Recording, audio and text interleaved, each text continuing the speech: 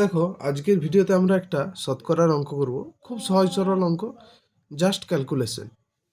দেখো, দেওয়া আছে কি এক্স মাইনাস ওয়াই এর 30% সমান এক্স প্লাস ওয়াই এর 20% হলে এক্স ইজ টু ওয়াই নির্ণয় করতে হবে। তাহলে আমরা লিখতে পারি এক্স মাইনাস ওয়াই 30% এর 30% ইন্টু 30%, তাহলে 30 ডিভাইড বাই 100। পার্সেন্টেজ উঠলে নিচে 100 100 দ্বারা ভাগ হয়। সেরকম এটা equal to x plus y into 20/100। ব্যাস। এরপর দেখো,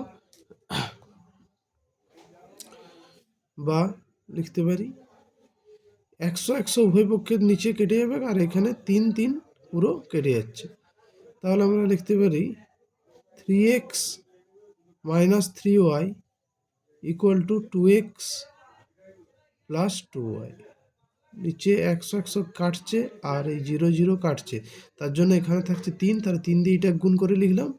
আর এখানে থাকছে 2, 2 দিয়ে এটাকে গুণ করে লিখলাম। এরপরে এক্স দেওয়া অংশগুলো বাঁ দিকে নিয়ে আসবো আর বাকি অংশগুলো ডান দিকে। তাহলে 3x minus 2x equal to 2y plus 3y, বা x ইকুয়াল টু 5y।